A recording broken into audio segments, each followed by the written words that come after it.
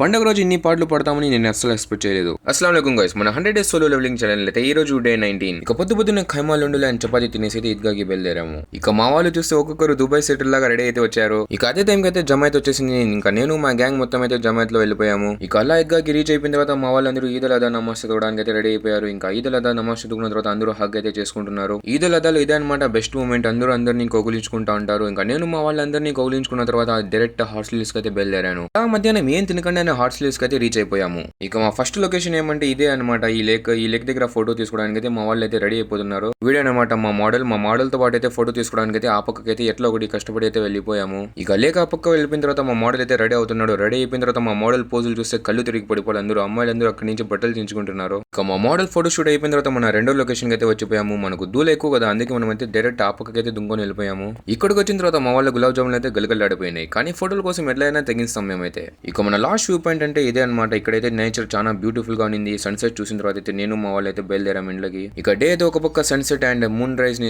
చూసి ఎండ్ చేసాము. See you next